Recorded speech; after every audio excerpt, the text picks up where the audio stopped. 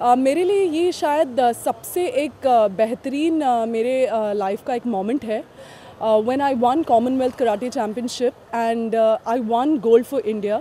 बहुत खुशी होती है और मुझे ऐसा कहीं ना कहीं जाकर लगता है कि ये सबसे एक महत्वपूर्ण मेरे लाइफ की एक मोमेंट है, क्योंकि इंडिया के लिए जाके एक गोल्ड जीतना मेरा बहुत पहले से एक ड्रीम रहा है। मैं बचपन से ही स्पोर्ट्स पर्सन रही हूँ।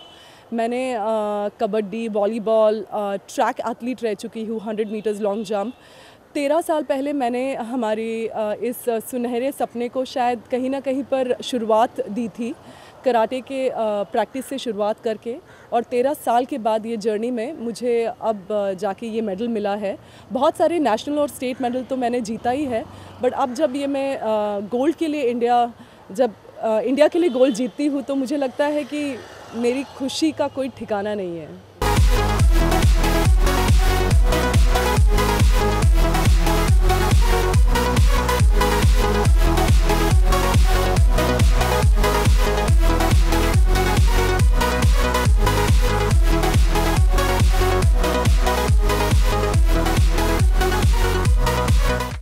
देखिए, जब भी मैं कोई भी फ़ाइट के लिए जाती हूँ, एक बात तो मैं हमेशा दिमाग में रख के जाती हूँ कि अगर कोई भी कंपटीशन हो, टारगेट हमेशा जीत की होती है, और अगर टारगेट जीत की हो तो कहीं ना कहीं पर जाकर आपको वो जीत हासिल हो ही जाती है। और मैं हमेशा गोल्ड के बारे में सोचती हूँ, और कहीं ना कहीं चूक होकर सिल्वर या ब्रॉन्ज हो भी गया तो मैं अपनी तैयारी में बहुत ज़्यादा ज़ोर लगा देती हूँ अगली बार के कंपटीशन के लिए।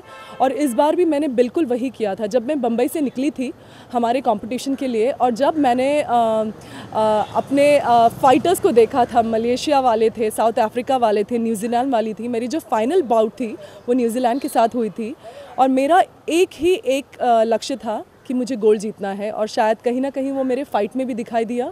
And I think winning a gold for India makes me very proud, and I'm very happy that I'm standing here today and I'm giving this interview and letting people know that it's amazing and it's a great feeling.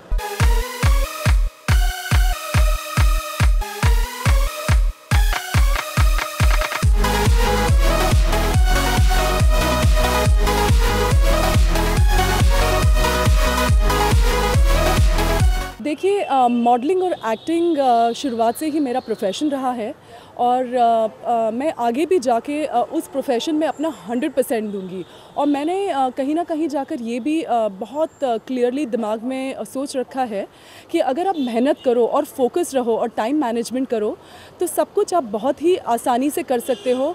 बस मेहनत बहुत ज़्यादा लगती है, और karate बहुत ही एक contrasting सा करियर है जहाँ पर चोटें भी बहुत लगती है, और फिर मॉडलिंग और फैशन में मुझे कैमरा के सामने बहुत बन ठन कर जाना पड़ता है। तो आई थिंक वो एक बैलेंस लाना ज़रूरी है, और कहीं ना कहीं मुझे वो बैलेंस अब मैंने 13 साल की मेहनत के बाद सीख लिया है।